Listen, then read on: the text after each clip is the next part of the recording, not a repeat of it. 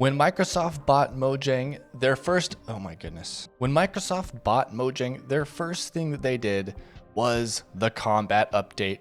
And they introduced this wonderful thing, the Elytra, as well as the shield. But they didn't tell you about the shield's dirty secret. You see, I can take this shield and I can turn it into possibly the most broken item in the game, but probably not the broken you're expecting. I actually can get the durability of this shield to be lower than 0. I can make a negative durability shield, but getting there is actually quite an adventure and a bit of a story. One thing has to happen that I don't normally do in my world, something that I am honestly a little bit scared of.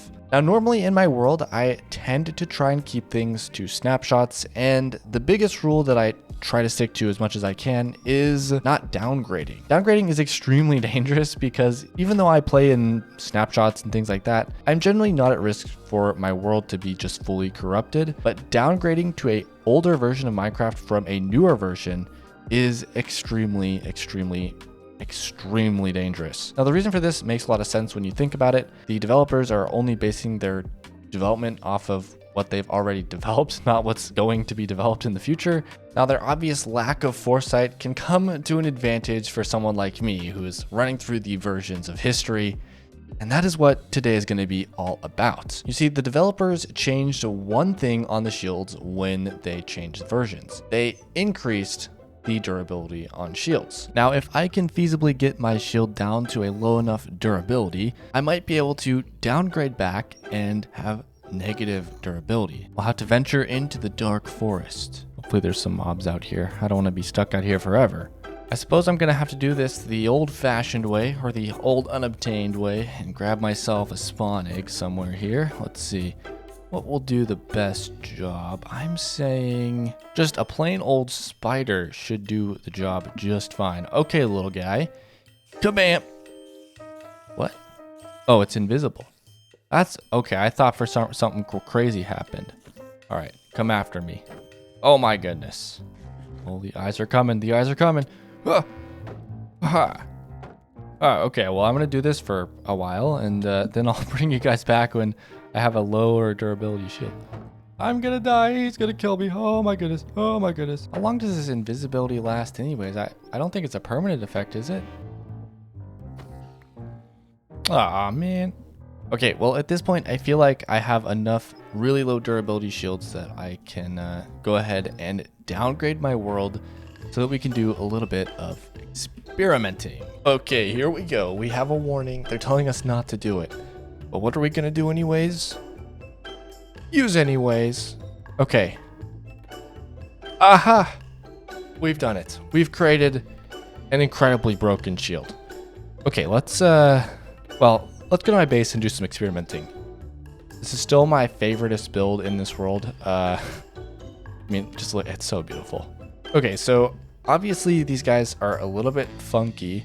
So there's a few things we can do. First, we can go to a crafting bench, and if we put two of these together, so look at the negative 132, negative 128, now we get negative 251. So you can see that they combine, and it's really interesting because we can make a extremely broken shield. So if we do that, and then we were to say combine this one and this one together, and then combine these two really broken ones, negative 485, and you can see the bar is getting more red as we go. I kind of want to just keep going here. I want to see, does it get even more red? Ah, okay, so we reach a limit where it gets past the red. Very interesting. So this is negative 739 out of 180. Okay, let's do it. Very cool. Now I'm a little bit scared to wield it because I'm sure it will break, but I can totally dupe this. I think that my world is so cursed that duping isn't actually that impressive in this world, but yeah, this here is my chunk duplication area. I got some signs to remind me what to do, so yeah. Okay, here we go. So I'm going to place a chest down. We're going to put the negative durability shield in here. And then what we're going to do is we're going to save and quits title. And now this chunk is exactly how we want it. So now what we're going to do, we're going to come over here and we're going to destroy this piece of redstone. What will happen is it will fill this chest here with a bunch of books that have a ton of characters in them. So this chunk is now very heavy in terms of gigabytes or megabytes. I don't know which one. But anyways, now if we take this shield out of here and then we save and quit the title, reload the game, you can see the redstone block is mysteriously back. You can see I still got this one here. I got the shield in my inventory and we have a shield here. So yeah, I did an entire episode about this. If you guys want to check it out, I'll put it in the description. But yeah, I'm going to do this a few more times so we can do some testing. Before we go, I'm a little bit curious. I wonder what the limit is. Hear me out. We try and find the limit. Not as X approaches infinity. I'm sick of that. Okay, so I want to make sure that I have a bit of a checkpoint. So one of these very cursed chests over here, I'm going to put a couple of these guys in here. And these are at negative 11,689. So if something goes wrong, we do have our negative durability shields. These guys are going to be saved in the world. But if we continue going back here, we can keep going with this guy and see just how low we can get it. Okay, we're starting to get more red again. This is really funny. Okay, negative 46,000. Interesting. So now something happened to where the shield is now no longer negative. So let's see what happens when I damage these things. Uh-oh. I'm not gonna be able to get out of here easily. Oh, geez. Okay, it's just like fully refreshed. Uh-oh, I shouldn't have let the bunnies out. This was a bad idea. Whew. Oh! Uh-oh. Well, I am officially missing a bunny. Yeah, so I got the toast one and I got the killer rabbit one here. I can't, oh my god. Where did that just get hit from? But I can't find the toast one, which should be the, oh. Okay, we're good. I actually have this guy here. Okay, I can re-wrangle them. I can maybe put them in a bit safer, more permanent location in my base. This was a very long-winded way to see that, okay, damaging the shield, it just means they ticked over to their positive durability again. Since doing that little experiment, I found out what the actual minimum limit is. Negative 32,431. Now, getting to that number is actually going to be a little bit more challenging than it may seem. I can't just stand there with a shield until it ticks down to there because, of course, if I actually use a negative durability shield, well, it disappears. Not something that we want to happen. So instead, I have to do a little bit of math. Oh, no. But luckily, I can do. So what I'm going to do is actually figure out what kind of combination of numbers I need to get to that negative 32,431 because we got to get to the lowest durability item. Now, however, using this negative 11,000 shield is not actually going to help me much. So what I'm going to do is, well, I'm going to load the backup. It's just way easier this way.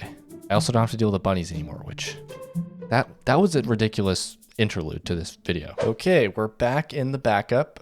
Once again, I got all my negative durability shields here. Let's begin the duping.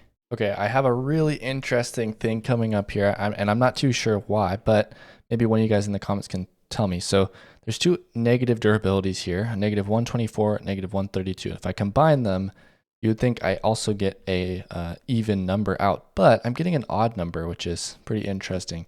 Not too sure why, but it looks like every time I do that, it's the same story. So yeah, let me know if you know what is going on there, but I'm going to keep going and see how close I can actually get to this negative 32,000 number.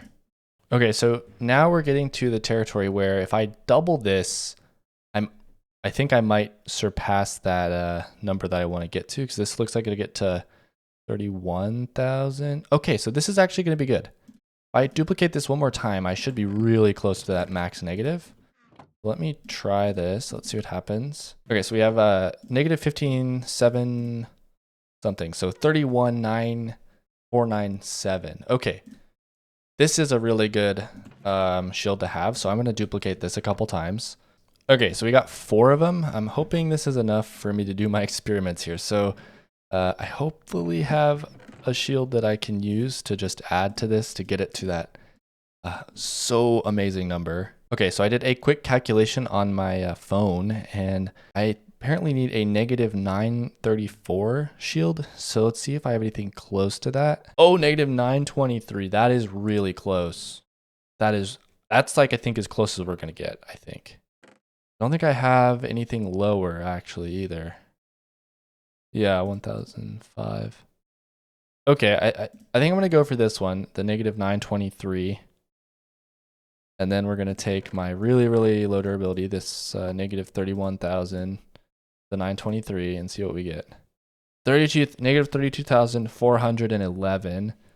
And apparently it's 431 that is the lowest. So that's pretty close, guys. That is pretty darn close. It ticked over to the green. That's pretty cool. I don't think I have anything that I can add to that. Well, we've done it, everybody. We've gotten the most broken item in the game, a negative durability shield. This is something that I've always found kind of interesting, but never was sure if someone would want to watch an entire video about it. So let me know in the comments if this was something that you found interesting. But yeah, more importantly, I'm sure you're wondering why the unobtained episodes have been so inconsistent and so slow. And I wanted to quickly touch on that for those of you who really care, so I'm putting it here at the end of the video. Basically, I am trying to figure out my next setup here. I've been kind of moving my setup around a little bit here and there, and I haven't really gotten a place to be fully settled yet. And the reason for that is I'm kind of moving around in life. I don't really know where I'm going to end up within the next couple years here. So with that being said, I'm probably going to have to make videos from my laptop. Oh my goodness. You guys probably didn't even know I had a laptop. Well, yes, I do. It's like a decent laptop. It's nothing crazy though, and I'm not exactly looking forward to making videos off of it, but I've got it all set up, and I'm gonna send this world file over to it so I can play on it, and I have a USB microphone that I can hook up, so hopefully everything stays in decent quality. I'm gonna keep my mouse with me. I really love my mouse, so that's staying with the laptop. Anyways, I will see you in the next one, and that's gonna be from a laptop, so wish me luck with that project. Anyways, bye-bye.